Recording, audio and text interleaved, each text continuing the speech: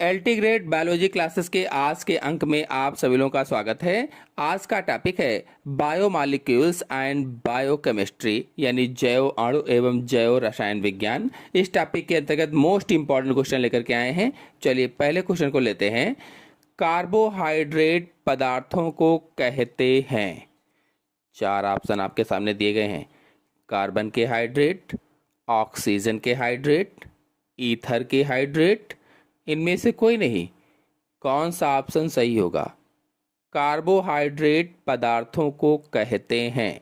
Answer बताने से पहले आपको बता दें, कार्बोहाइड्रेट शब्द का जो शाब्दिक अर्थ होता है वो कार्बन के हाइड्रेट होता है। यानी कार्बोहाइड्रेट का मतलब क्या हुआ? कार्बन के हाइड्रेट। तो कार्बोहाइड्रेट जो है कार्बन, हाइड्रोजन और ऑक्सीजन से मिलकर बनते हैं। जो कार्बोहाइड्रेट होते हैं कार्बन, हाइड्रोजन और ऑक्सीजन से मिलकर बनते हैं। कौन सा आंसर सही होगा? आंसर सही होगा इसमें से पहला, कार्बन के हाइड्रेट। कार्बोहाइड्रेट पदार्थों को क्या कहेंगे? कार्बन के हाइड्रेट कहेंगे। नेक्स्ट क्वेश्चन पर आते हैं। कार्बोहाइड्रेट पदार्थ नहीं है। चार ऑप्शन आपके सामने दिए गए हैं और पूछा गया है कार्बोहाइड्रेट पदार्थ नहीं है। रेमिनोज, ग्लूकोसामीन, पॉलीहाइड्रोक्सी एल्डिहाइड, लैक्टिक अम्ल। क्या नहीं होगा?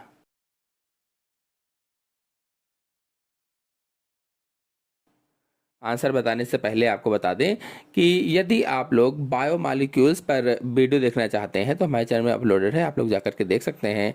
कार्बोहाइड्रेट, प्रोटीन, लिपिड, वसा, हार्मोन, विटामिन और जितने भी ये सारे मैंने बताए हैं इन सब पर वीडियो अपलोडेड है। आप लोग हमारे चैनल में जाकर के इन सब के बारे में अच्छी तरीके से जानकारी प्राप्त कर सकते हैं। तो इसका आंसर सही होगा डी, लैक्टिक अम्ल। कार्बोहाइड्रेट पदार्थ नहीं है। इनमें से कौन सा नहीं है? तो लैक्टिक अम्ल नहीं है। तो लैक्टिक अम्ल है क्या? तो यह एक कार्बनिक अम्ल होता है। जो लैक्टिक अम्ल है यह एक कार्बनिक अम्ल होता है जो शरीर में ऊर्जा के लिए कार्बोहाइड्रेट को तोड़ने के दौरान बनता है। यह एक प्राकृतिक पदार्थ है जो दूध आदि में पाया जाता है। नेक्स्ट क्वेश्चन है, मोनोसैकेराइड नहीं है। यदि आप लोगों ने अभी तक वीडियो को लाइक नहीं किया है तो लाइक जरूर कीजिए। लाइक का कोई भी पैसा नहीं पड़ता है और अपने सभी दोस्तों में शेयर कर दीजिए ताकि ज़्यादा से ज़्यादा लोग जुड़ सकें। मोनोसैकेराइड्स नहीं हैं। Ribose, erythrose, fructose, cellulose. Monosaccharides नहीं हैं। तो इसमें आंसर सही होगा डी, सेलुलोज। मोनोसैकेराइड्स नहीं है। तो फिर है क्या सेलुलोज? तो सेलुलोज एक पॉलीसैकेराइड होता है। पॉलीसैकेराइड है सेलुलोज और यह पौधों की कोशिका भित्ति का मुख्य घटक माना गया है या मुख्य घटक होता है कह लीजिए। नेक्स्ट क्वेश्चन है, मोनोसैकेराइड्स में प्रत्येक अणु में कार्बन परमाणु होते हैं। मोनोसैकेराइड्स के प्रत्येक अणु में कार्बन परमाणु कितने होते हैं बताना है। चार ऑप्शन आपके सामने दिए गए हैं, सोचिए और बताइए। आप सभी लोग वीडियो को लाइक जरूर कीजिए और अपने सभी दोस्तों में शेयर कीजिए ताकि ज़्यादा से ज़्यादा लोग जुड़ सकें और जितने ज़्यादा लोग जुड़ेंगे वीडियो अच्छा बनाने में मज़ा आता है। तो आंसर से होगा इसमें से बी, 3 से 7 कार्बन परमाणु होते हैं। नेक्स्ट क्वेश्चन है, मोनोसैकेराइड का एक कार्बन हाइड्रोजन व ऑक्सीजन परमाणु से जुड़कर कार्बोक्सिल समूह बनाता है और शेष कार्बन परमाणुओं में से प्रत्येक परमाणु जुड़ता है। कौन सा ऑप्शन सही होगा? प्रश्न पूछा गया है, मोनोसैकेराइड का एक कार्बन हाइड्रोजन व ऑक्सीजन परमाणु से जुड़कर कार्बोनिल समूह बनाता है और शेष कार्बन परमाणुओं में से प्रत्येक परमाणु जुड़ता है। किससे जुड़ेगा? हाइड्रोक्सिल समूह से, एल्डिहाइड से, कीटोन से, इनमें से कोई नहीं। तो आंसर सही होगा इसमें से पहला, हाइड्रोक्सिल समूह से जुड़ता है। हाइड्रोक्सिल समूह से। नेक्स्ट क्वेश्चन है, लैक्टोज उदाहरण है।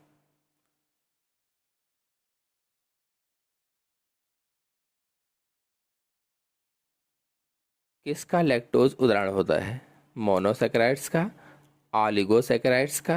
ऑलिगोसैकेराइड को डाइसैकेराइड भी कहा जाता है, इसलिए लिखा गया है पॉलीसैकेराइड का। उपरोक्त में से कोई नहीं। कौन सा ऑप्शन सही होगा? तो आंसर सही होगा इसमें से बी, ऑलिगोसैकेराइड का। लैक्टोज उदाहरण किसका है? तो ऑलिगोसैकेराइड का है, यानी डाइसैकेराइड का है। आपको बता दें, जो इसमें से पहला है मोनोसैकेराइड, तो इसमें ग्लूकोज, फ्रक्टोज आदि आते हैं। और जो ऑलिगोसैकेराइड है, इसमें सुक्रोज, माल्टोज आते हैं। जो पॉलीसैकेराइड है, इसमें सेलुलोज, स्टार्च, ग्लाइकोजन आदि आते हैं। तो इस प्रकार से क्वेश्चन हो जाएगा। नेक्स्ट क्वेश्चन पर आते हैं। लैक्टोज लैक्टिक अम्ल में बदलता है, तो कौन सा ऑप्शन सही होगा? लैक्टोज लैक्टिक अम्ल में बदलता है स्ट्रेप्टोकोकस निमोनी के द्वारा, स्ट्रेप्टोकोकस टेटिसाई के द्वारा, स्ट्रेप्टोकोकस लैक्टिस के द्वारा। इनमें से कोई नहीं। तो आंसर सही होगा इसमें से सी, स्ट्रेप्टोकोकस लैक्टिस के द्वारा लैक्टोज लैक्टिक अम्ल में बदलता है। और आपको बता दें, जो पहला ऑप्शन है स्ट्रेप्टोकोकस निमोनी, ये निमोनिया रोग को उत्पन्न करता है, निमोनिया रोग को। नेक्स्ट क्वेश्चन है, प्रोटीन सजीव कोशिका में लगभग पाया जाता है।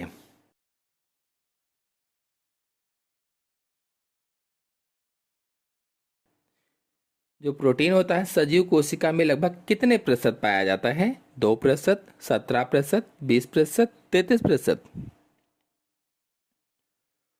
तो आंसर सही होगा इसमें से बी, 17% पाया जाता है, लगभग में है ये। नेक्स्ट क्वेश्चन है, प्रोटीन शब्द का सर्वप्रथम प्रयोग किया था।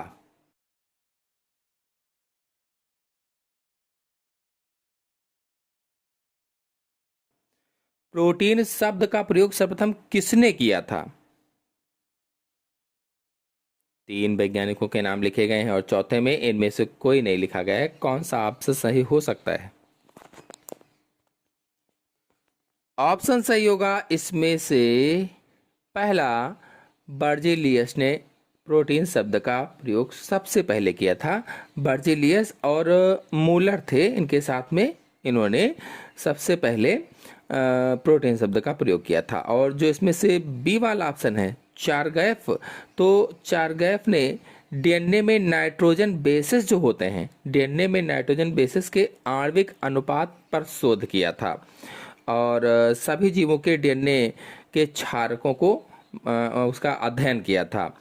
और जो इसमें से मिलर हैं, स्टैनले मिलर, इन्होंने जीवन की उत्पत्ति पर प्रयोग किया और उसके बारे में बताया था। नेक्स्ट क्वेश्चन है, प्रोटीन में पाया जाता है।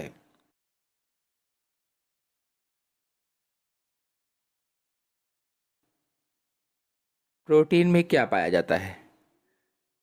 4 ऑप्शन आपके सामने दिए गए हैं। कौन सा ऑप्शन सही हो सकता है? यदि अभी तक आप लोगों ने वीडियो को लाइक ना किया हो तो लाइक जरूर करें और अपने सभी दोस्तों में शेयर भी कर दें।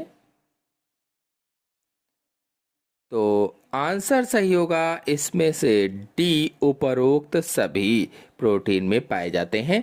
नेक्स्ट क्वेश्चन है, ग्लाइकोप्रोटीन है। Glycoprotein, heparin, vitellin, casein, ferritin. Glycoprotein क्या होती है? तो इसमें से आंसर सही होगा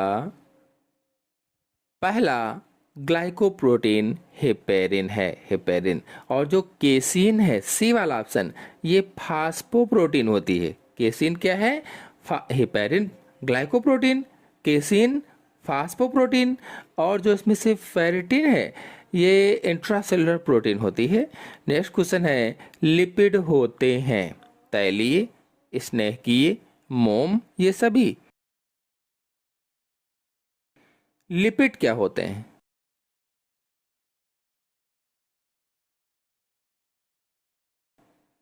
तो देखिए, जो लिपिड हैं ये तैलीय भी होते हैं, स्नेहकीय भी होते हैं, मोम भी होते हैं। इसलिए इसमें आंसर सही होगा डी, ये सभी। नेक्स्ट क्वेश्चन है संतृप्त वसीय अम्ल है। संतृप्त वसीय अम्ल कौन सा होगा इनमें से? सोचिए और बताइए।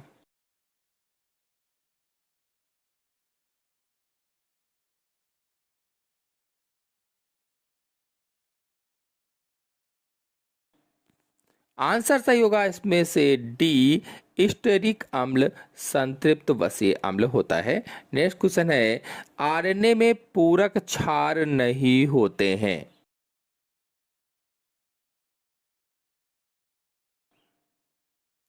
आरएनए में पूरक क्षार नहीं होते हैं कहा गया है।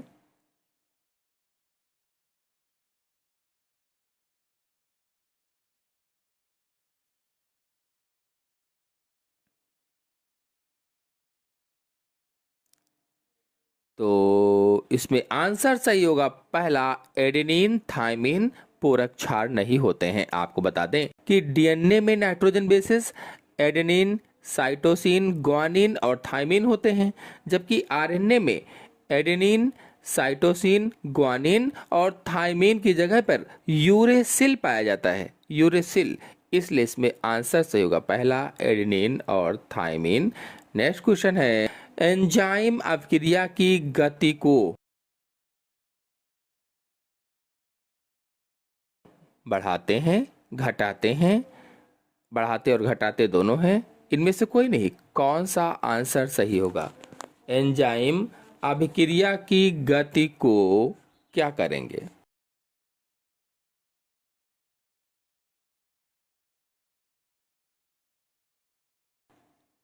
चार ऑप्शन आपके सामने दिए गए हैं।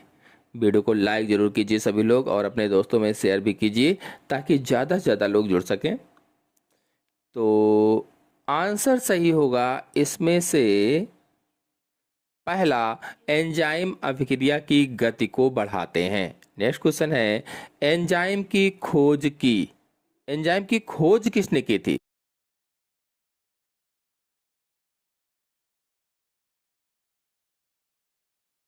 समर, मेयरबैक, कोहने, जीएन कोरथा। एंजाइम की खोज किसने की थी? सोचिए और बताइए कि कौन सा आंसर सही हो सकता है इसमें से।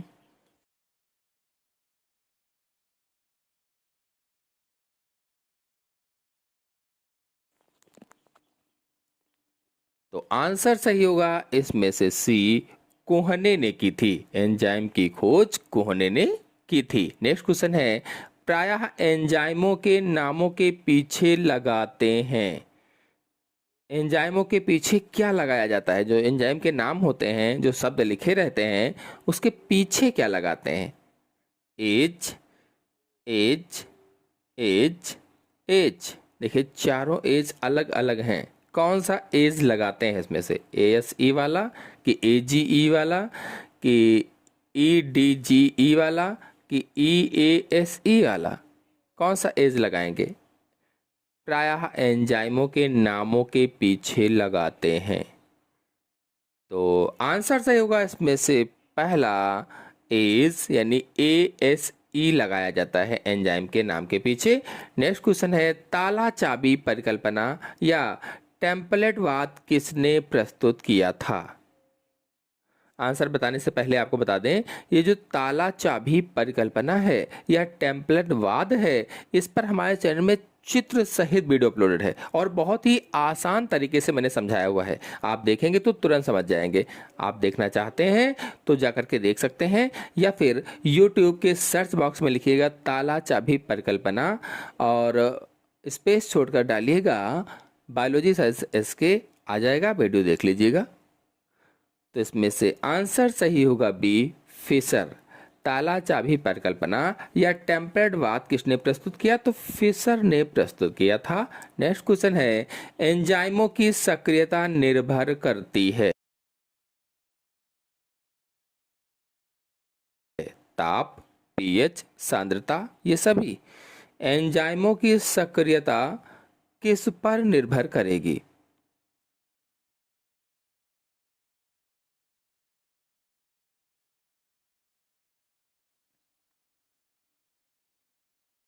तो देखिए एंजाइमों की सक्रियता ताप पर निर्भर करती है और पीएच पर भी निर्भर करती है और सांद्रता पर भी निर्भर करती है, इसलिए इसमें से आंसर सही होगा डी, ये सभी। नेक्स्ट क्वेश्चन है, हार्मोन का स्रावण होता है।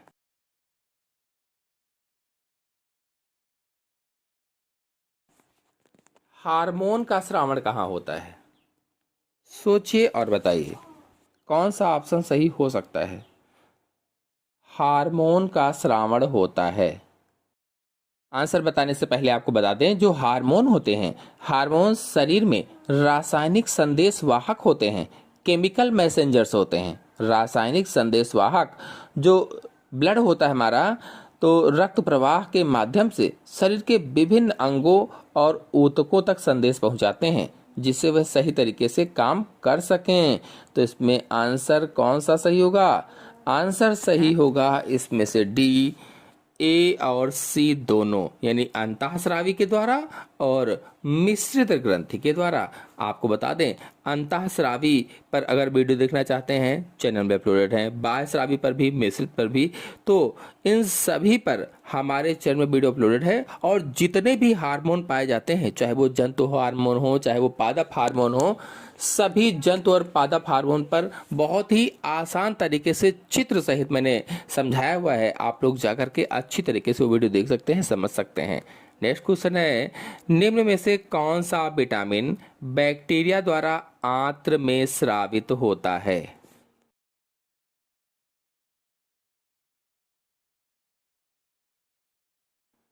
इनमें से ऐसा कौन सा विटामिन है जो बैक्टीरिया के द्वारा आंत में स्रावित होता है?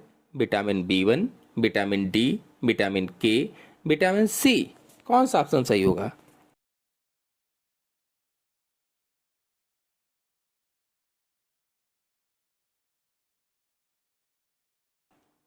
सभी लोग वीडियो को लाइक जरूर कर दें और अपने दोस्तों में शेयर करें। चैनल पहली बार आए हो तो चैनल को सब्सक्राइब भी कर लें, ताकि अगला जो वीडियो डालें उसकी नोटिफिकेशन आपको प्राप्त हो।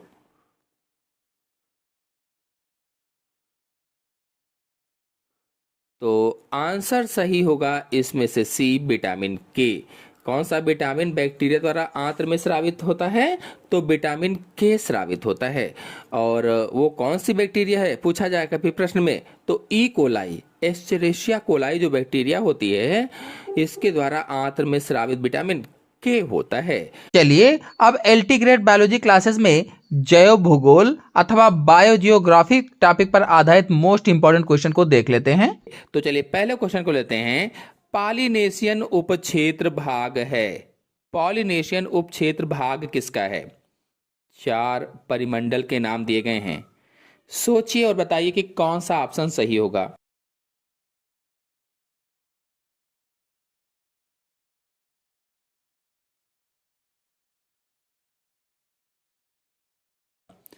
तो इसका आंसर सही होगा बी, ऑस्ट्रेलियन परिमंडल का भाग होता है। ऑस्ट्रेलियन परिमंडल का। आपको बता दें कि भूमंडल के तल को 6 प्रदेशों में बांटा गया है। नंबर 1 ऑस्ट्रेलियन परिमंडल, नंबर 2 ओरिएंटल परिमंडल, नंबर 3 इथोपियन परिमंडल, नंबर 4 नियो ट्रॉपिकल परिमंडल, नंबर 5 नियो आर्कटिक परिमंडल और नंबर 6 पेलियो आर्कटिक परिमंडल। अब इसमें कहा गया है कि एशियन उपक्षेत्र भाग है। तो देखिए, ये जितने भी परिमंडल हैं इनके उपक्षेत्र भी होते हैं। अब जो ऑस्ट्रेलियन परिमंडल जैसे पहला है, तो इसके उपक्षेत्र 4 हैं। कौन कौन से हैं? तो ऑस्ट्रोमलायन उपक्षेत्र, ऑस्ट्रेलियन उपक्षेत्र, पॉलिनेशियन उपक्षेत्र और न्यूजीलैंड उपक्षेत्र। अब देखिए, इसमें पॉलिनेशियन उपक्षेत्र भाग है कहा गया है, तो ये किसका होगा? तो ऑस्ट्रेलियन परिमंडल का होगा। आंसर सही होगा इसमें से बी, ऑस्ट्रेलियन परिमंडल का। नेक्स्ट क्वेश्चन है, ऑस्ट्रेलियन परिमंडल में कितने स्थलीय वर्टिब्रेट जातियां पाई जाती हैं? सोचिए और बताइए।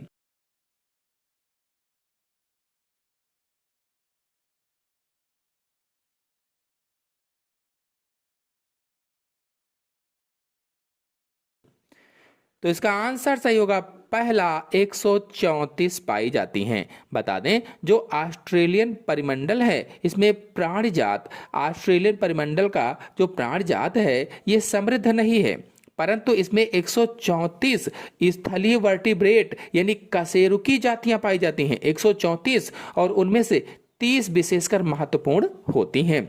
नेक्स्ट क्वेश्चन है ऑस्ट्रेलियन परिमंडल में बहुतायत से पाए जाते हैं। ऑस्ट्रेलियन जो परिमंडल है उसमें अधिक से अधिकता में कौन पाए जाते हैं? सोचिए और बताइए। सभी लोग वीडियो को लाइक करते रहें, अपने दोस्तों में शेयर करते रहें, ताकि ज़्यादा से ज़्यादा लोग जुड़ें। ज़्यादा से ज़्यादा लोग जुड़ेंगे तो और भी अच्छा वीडियो हम आपके लिए ला पाएंगे। जितनी ज़्यादा लाइकें आएंगी उतना ही अच्छा लगता है। तो इसका आंसर सही होगा सी, उभयचर। यानी ऑस्ट्रेलियन परिमंडल में उभयचर बहुतायत से पाए जाते हैं। यानी जो उभयचर हैं ये अधिकता उपस्थिति दर्शाते हैं, अधिक होते हैं, और इनमें पूंछ नहीं होती हैं, पूंछ विहीन होते हैं। जैसे मेढक है, टोड है, राना की प्रजातियां 11 फैमिली पाई जाती हैं। नेक्स्ट क्वेश्चन है भूप्राणी भौगोलिक क्षेत्रों की संख्या है। भूप्राणी भौगोलिक क्षेत्रों की संख्या कितनी है?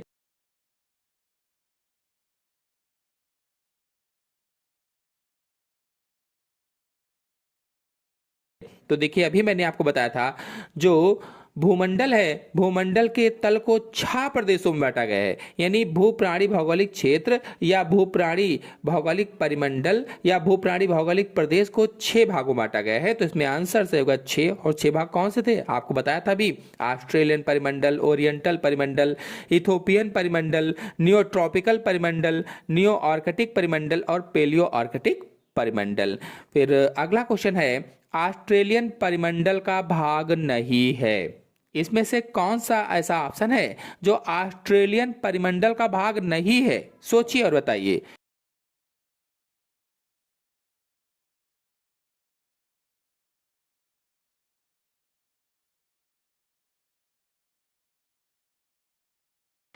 तो इसका आंसर सही होगा बी, इंडो मलायन उपक्षेत्र ऑस्ट्रेलियन परिमंडल का भाग नहीं है। आपको भी मैंने बताया था कि जो ऑस्ट्रेलियन परिमंडल है इसके उपक्षेत्र कौन से थे? तो ऑस्ट्रो मलायन उपक्षेत्र, ऑस्ट्रेलियन उपक्षेत्र, पॉलिनेशियन उपक्षेत्र, न्यूजीलैंड उपक्षेत्र। अब इसमें देखिए ये तीनों ऑप्शन न्यूजीलैंड, पॉलिनेशियन, ऑस्ट्रोमलायन, ये उपक्षेत्र ऑस्ट्रेलियन परिमंडल के भाग हैं, लेकिन जो इंडो मलायन उपक्षेत्र है ये ऑस्ट्रेलियन परिमंडल का भाग नहीं है, ये ओरिएंटल परिमंडल का भाग है, ओरिएंटल परिमंडल का। और जो इंडो मलायन उपक्षेत्र है यह उपक्षेत्र मलायन पेनिसुला तथा मलाया द्वीप के पूरे द्वीप को सम्मिलित करता है। नेक्स्ट क्वेश्चन है ओरिएंटल परिमंडल के अंतर्गत आता है सुमात्रा, जावा, बोर्नियो, ये सभी ओरिएंटल परिमंडल के अंतर्गत क्या आता है? सोचिए और बताइए कौन सा ऑप्शन सही होगा। सभी लोग वीडियो को लाइक करते रहें, अपने दोस्तों में शेयर करते रहें।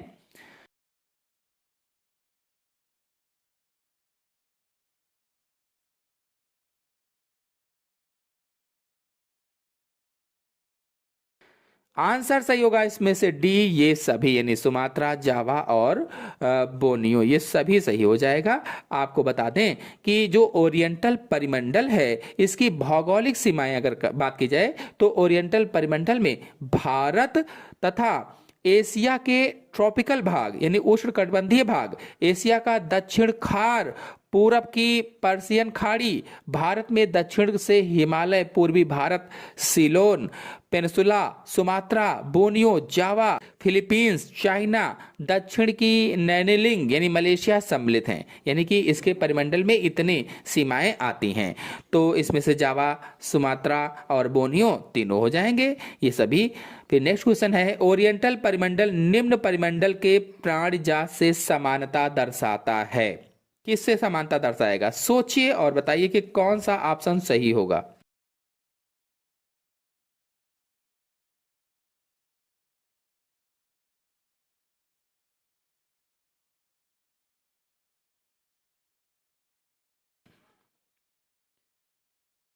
तो ऑप्शन सही होगा इसमें से पहला, इथोपियन।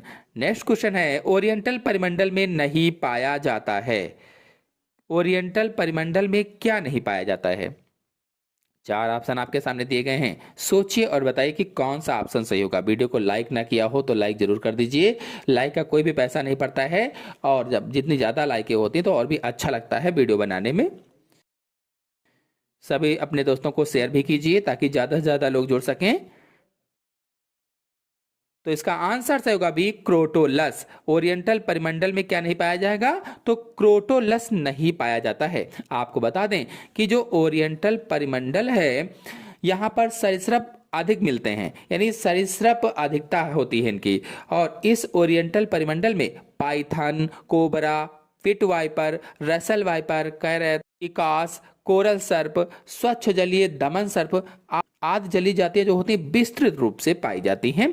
नेक्स्ट क्वेश्चन है, अफ्रीका का मेडागास्कर इस परिमंडल के अंतर्गत आता है। अफ्रीका का मेडागास्कर किस परिमंडल के अंतर्गत आता है? सोचिए और बताइए कि कौन सा ऑप्शन सही होगा।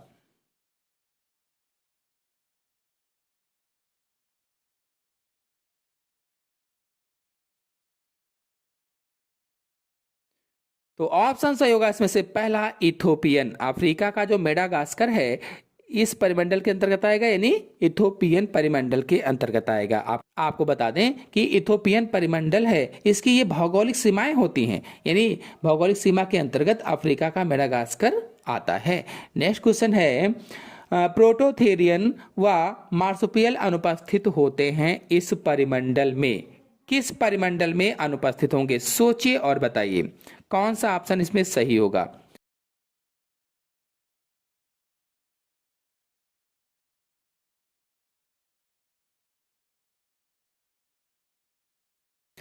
तो इसका आंसर सही होगा सी, इथोपियन परिमंडल। नेक्स्ट क्वेश्चन है, वेस्ट इंडीज व मैक्सिको द्वीप सम्मिलित हैं। वेस्ट इंडीज व मैक्सिको द्वीप किसमें सम्मिलित हैं? चार ऑप्शन आपके सामने दिए गए हैं, सोचिए और बताइए।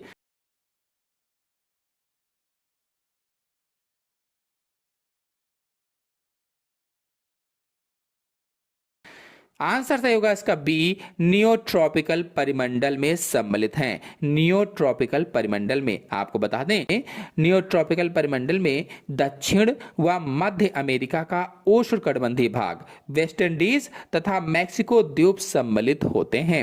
नेक्स्ट क्वेश्चन है, नियोट्रॉपिकल परिमंडल में वर्टिब्रेट के कितने वंश देखे गए हैं?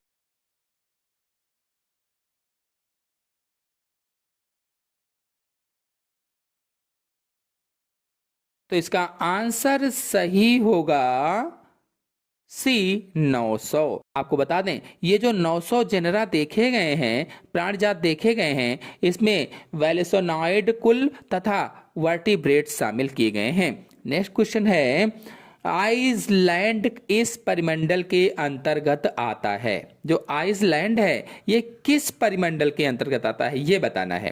13 नंबर का क्वेश्चन है, सोचिए और बताइए कि कौन सा ऑप्शन सही होगा।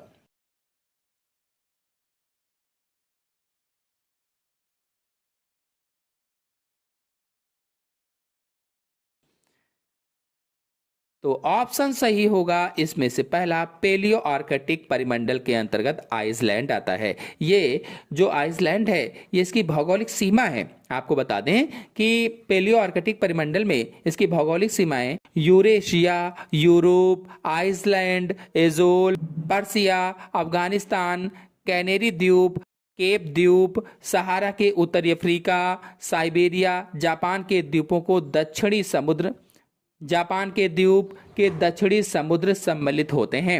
नेक्स्ट क्वेश्चन है, प्रोबोसिडियन मिलते हैं इस परिमंडल में। प्रोबोसिडियन किस परिमंडल में मिलते हैं?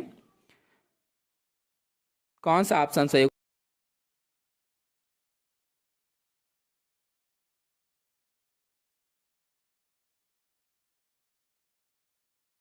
आंसर सही होगा सी, पेलियो आर्कटिक परिमंडल में मिलते हैं। जो पेलियो आर्कटिक परिमंडल है इस विभिन्न हाथी जातियां सम्मिलित की गई हैं, विभिन्न हाथी जातियां। नेक्स्ट क्वेश्चन है, जैपस, वर्जट, टर्की आदि पक्षी इस परिमंडल में पाए जाते हैं। ये पक्षी किस परिमंडल में पाए जाते हैं? सोचिए और बताइए।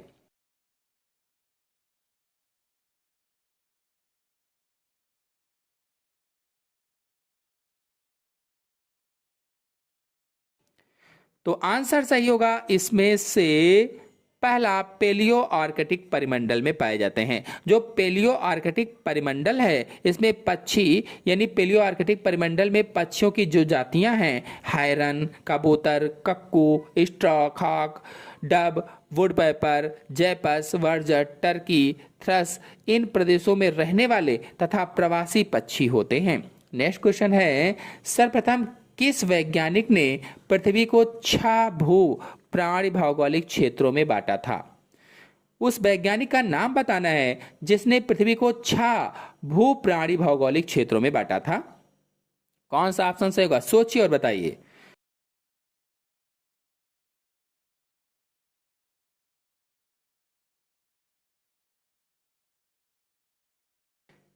तो इसका आंसर सही होगा पहला, स्केलेटर। जो स्केलेटर हैं इन्होंने प्राणी भौगोलिक क्षेत्रों को 6 भागों में बांटा था। आपको बता दें कि सर्वप्रथम पीएल स्केलेटर ने सन 1875 में पृथ्वी को 6 भू प्राणी भौगोलिक क्षेत्रों में बांटा था। बाद में AR वेलेस ने सन 1875 में स्केलेटर की विवेचना का अध्ययन करके वर्टिब्रेट के पृथ्वी पर वितरण को विस्तार से बताया और उसने भूमंडल के 6 तल को 6 प्रदेशों में बांटा, जिन्हें ऑस्ट्रेलियन परिमंडल, ओरिएंटल परिमंडल, इथोपियन परिमंडल, नियो ट्रॉपिकल परिमंडल, नियो आर्कटिक परिमंडल और पेलियो आर्कटिक परिमंडल कहा जाता है। नेक्स्ट क्वेश्चन है, ऑस्ट्रेलियन परिमंडल में कितने उपक्षेत्र हैं?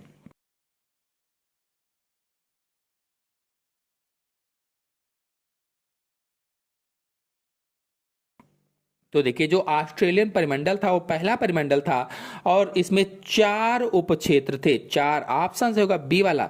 4 उपक्षेत्र कौन कौन से? ऑस्ट्रोमलायन उपक्षेत्र, ऑस्ट्रेलियन उपक्षेत्र, पॉलिनेशियन उपक्षेत्र और न्यूजीलैंड उपक्षेत्र, ये 4 उपक्षेत्र थे।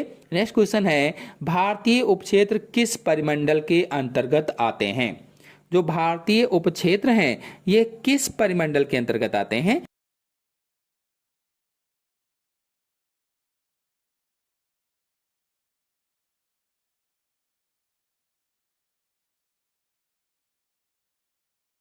तो इसका आंसर से होगा पहला, ओरिएंटल परिमंडल के अंतर्गत भारतीय उपक्षेत्र आते हैं। जो ओरिएंटल परिमंडल है इसकी भौगोलिक सीमाओं में भारत, एशिया के ट्रॉपिकल भाग, एशिया के दक्षिणी खार, पूरब के पर्शियन खाड़ी, भारत में दक्षिण से हिमालय, पूर्वी भारत, सीलोन आदि ये सब इसके क्षेत्र होते हैं। नेक्स्ट क्वेश्चन है, दक्षिण भारत किस उपक्षेत्र के अंतर्गत आता है? सोचिए और बताइए।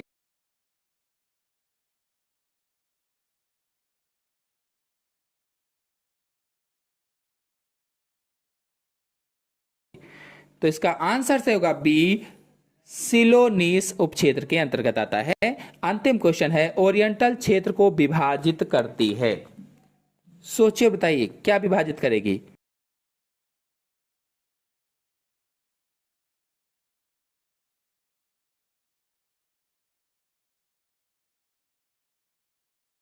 आंसर से होगा इसका पहला, वैलेस रेखा विभाजित करती है। देखिए, एलटी ग्रेड में एक जनरल पेपर होता है जो सबको देना पड़ेगा चाहे जिस विषय वाला हो। तो ये जनरल जो पेपर होता है जनरल स्टडी का होता है। तो अब हम आगे के question LT grade general study यानी सामान्य अध्ययन वाले आपको करवाएंगे।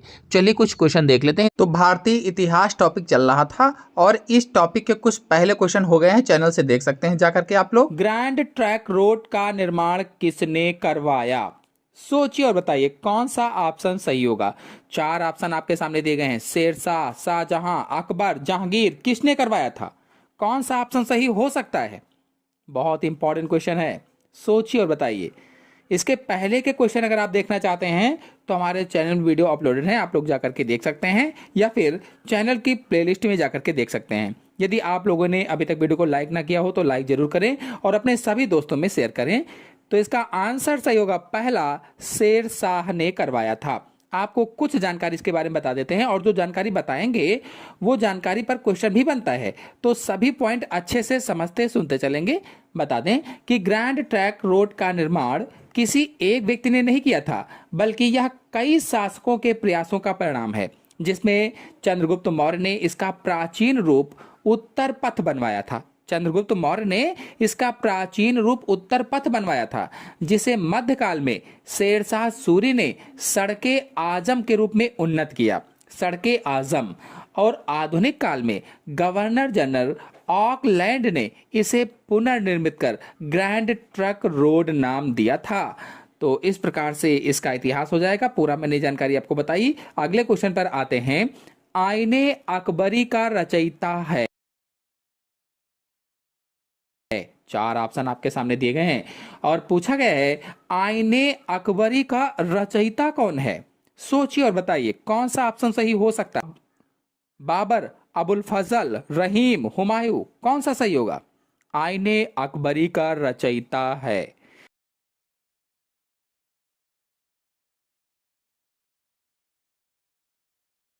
यदि आप लोगों ने अभी तक वीडियो को अपने दोस्तों में शेयर ना किया हो तो ज़्यादा से ज़्यादा लोगों को शेयर कीजिए ताकि अधिक लोग जुड़ें और भी अच्छा हम आपके लिए वीडियो ला सकें। लाइक ना किया हो तो वीडियो को लाइक भी करें, इसका कोई पैसा नहीं पड़ता, बिल्कुल फ्री होता है। तो ऑप्शन सही होगा इसमें से बी, अबुल फजल ने। आपको बता दें कि आईने अकबरी या अकबर का प्रशासन सम्राट अकबर के अधीन मुगल साम्राज्य के प्रशासन के बारे में 16वीं शताब्दी का एक विस्तृत दस्तावेज है। 16वीं शताब्दी का विस्तृत दस्तावेज आईने अकबरी है, जिसे उनके दरबारी इतिहासकार अबुल फजल ने फारसी भाषा में लिखा था। फारसी भाषा में। और अबुल फजल अकबरनामा के भी रचयिता हैं। नेक्स्ट क्वेश्चन है पुरंदर की संधि किनके बीच हुई। पुरंदर की संधि बताना है। सोचिए और बताइए कि कौन सा ऑप्शन सही हो सकता है। ज्यादा से ज्यादा लोगों को जोड़ते रहिए, आप लोग लाइक भी करते रहिए वीडियो को।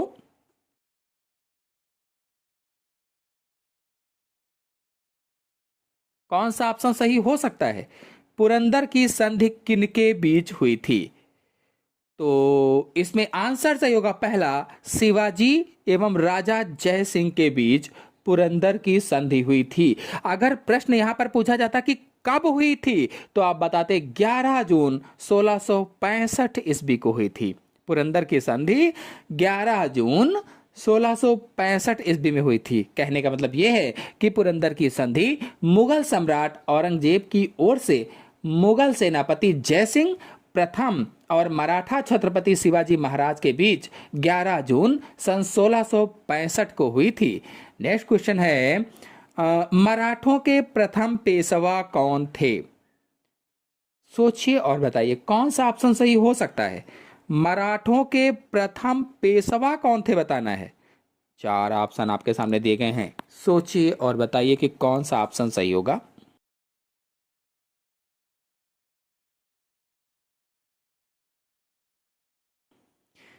आपको बता दें यदि आप लोगों ने अभी तक वीडियो को लाइक ना किया हो तो लाइक जरूर कीजिए और अपने सभी दोस्तों में शेयर कीजिए ताकि ज्यादा से ज्यादा लोग जुड़ सकें और हम आपके लिए और भी अच्छा वीडियो ला सकें, बड़ा वीडियो ला सकें। तो इसमें आंसर सही होगा पहला, बालाजी विश्वनाथ।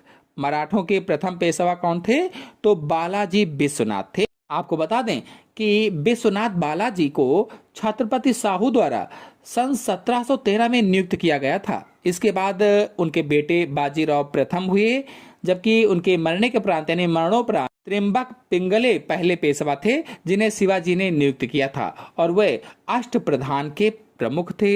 नेक्स्ट क्वेश्चन है भारत आने वाला सबसे पहला पुर्तगाली कौन।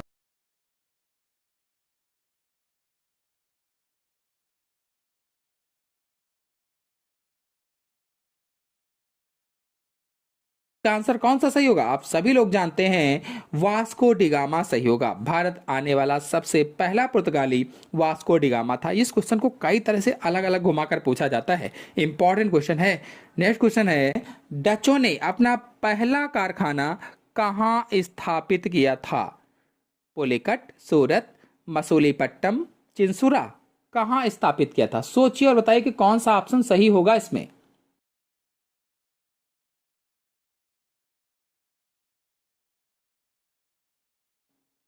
आपको बता दें तो डच कंपनियों ने भारत में पहला कारखाना मसूलीपट्टनम में सन 1605 में स्थापित किया था।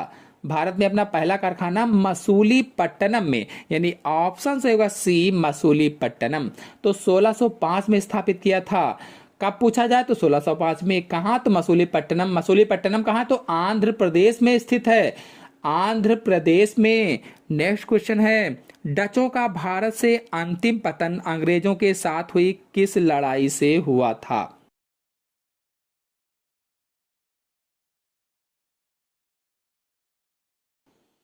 अंतिम पतन कब हुआ इनका? तो आपको बता दें कि डच सेना का भारत से अंतिम पतन सन 1759 यानी 1759 के वेदारा के युद्ध, बेदारा, बैटल ऑफ बेदारा, बेदारा के युद्ध के बाद हुआ था। इसलिए इसमें आंसर से होगा बी, बेदारा का युद्ध, बी वाला। और आपको बता दें, जहां अंग्रेजों ने उन्हें डच ईस्ट इंडिया कंपनी को निर्णायक रूप से हरा दिया था। इस हार के कारण डचों की भारत में प्रभुता समाप्त हो गई और अंग्रेजों का कोई यूरोपीय प्रतिस्पर्धी शेष नहीं रह गया था। नेक्स्ट क्वेश्चन है, ईस्ट इंडिया कंपनी की स्थापना कब की गई? सोचिए और बताइए, इंपॉर्टेंट क्वेश्चन है। ईस्ट इंडिया कंपनी की स्थापना कब की गई थी?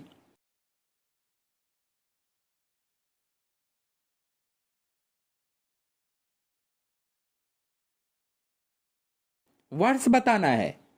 तो स्थापना का वर्ष हो जाएगा इसमें, ऑप्शन से होगा पहला 1600 ईस्वी। और पूछा जाए स्थापना की तिथि क्या है, अगर तिथि पूछ ली जाए तो बताएंगे 31 दिसंबर 1600। 31 दिसंबर, यानी ईस्ट इंडिया कंपनी की स्थापना 1600 ईस्वी में 31 दिसंबर को हुई थी और महारानी एलिजाबेथ प्रथम के शाही चार्टर के तहत हुई थी। महारानी एलिजाबेथ प्रथम के शाही चार्टर के तहत हुई थी और इसे शुरू में मसालों के व्यापार के एकाधिकार के साथ एक व्यापारिक उद्यम के रूप में स्थापित किया गया था।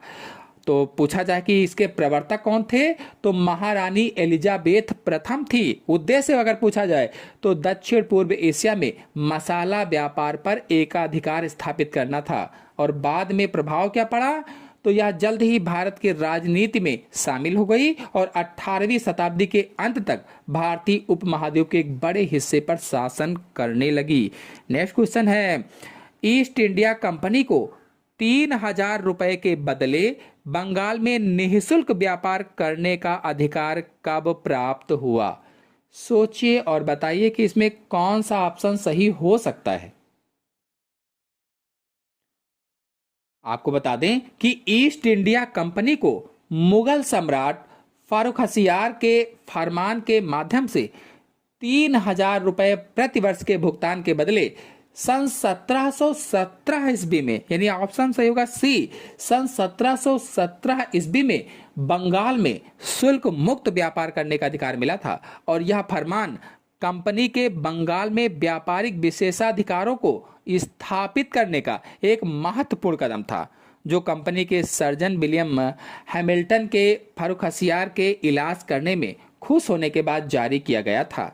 नेक्स्ट क्वेश्चन है, अंग्रेजों ने सर्वप्रथम अपनी व्यापारिक कोठी कहाँ स्थापित की?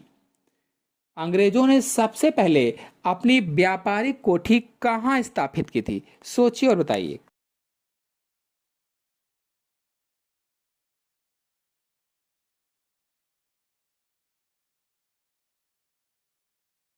तो आंसर से होगा इसमें से डी, सूरत में स्थापित की थी। यानी अंग्रेजों ने अपनी पहली व्यापारिक कोठी सर्वप्रथम सूरत में स्थापित की थी। यह कोठी 1612 में स्थापित हुई थी। नेक्स्ट क्वेश्चन है, कलकत्ता शहर की नींव किसने डाली? कलकत्ता शहर की नींव किसने डाली थी बताना है। सोचिए और बताइए कि कौन सा ऑप्शन सही हो सकता है।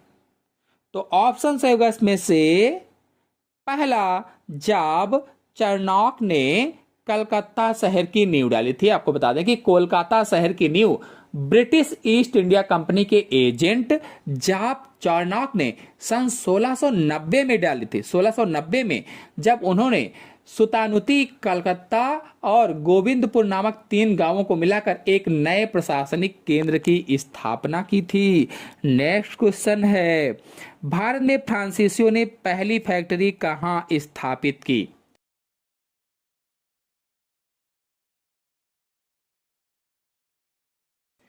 फ्रांसीसियों ने पहली फैक्ट्री कहाँ स्थापित की थी? तो बता दें कि फ्रांसीसी ईस्ट इंडिया कंपनी के फ्रांसवा कैरोन के नेतृत्व में भारत में अपनी पहली फैक्ट्री सूरत में स्थापित की थी और यह कारखाना सन 1668 ईस्वी में स्थापित किया गया था। 1668 ईस्वी में। नेक्स्ट क्वेश्चन है, यूरोपीय व्यापारियों की प्रारंभ में किसके व्यापार में अधिक रुचि थी?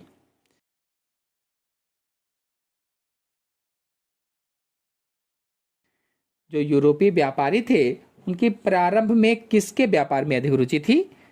कौन सा आंसर सही होगा? तो आंसर सही होगा इसमें से पहला, मसाले।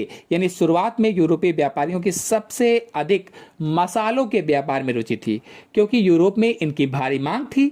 इसके अलावा सूती और रेशमी कपड़ों का भी यूरोप में बड़ी मांग थी, जिन्हें भारत से खरीदकर ऊंचे दामों पर बेचा जा सकता था। नेक्स्ट क्वेश्चन है, वह पुर्तगाली कौन था जिसने गोवा पर अधिकार किया था? सोचिए और बताइए।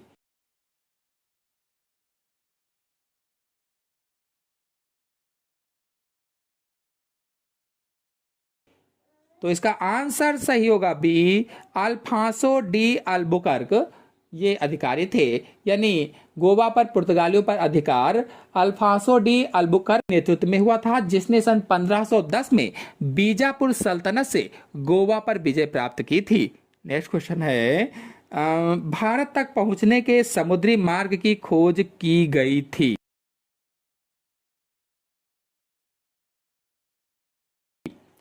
भारत तक पहुंचने की समुद्री मार्ग की खोज बताना है। तो आंसर सही होगा इसमें से पहला, पुर्तगालियों के द्वारा की गई थी। यानी भारत तक समुद्री मार्ग की खोज पुर्तगाली खोजकर्ता वास्को डिगामा ने की थी, जो सन 1498 में केप ऑफ गुड होप से होते हुए भारत पहुंचा था। यह यूरोप से भारत तक सीधे समुद्री मार्ग की पहली यात्रा दर्ज की थी, जिसका नेतृत्व वास्को डिगामा ने किया था। वास्को डिगामा ने। नेक्स्ट क्वेश्चन है, आशा है आपको सभी क्वेश्चन अच्छी तरह से समझ में आ गए होंगे। आ गए हो तो वीडियो को लाइक कीजिए, अपने सभी दोस्तों में शेयर कीजिए। चैनल पहली बार आए हैं तो चैनल को सब्सक्राइब भी कर लीजिए। धन्यवाद।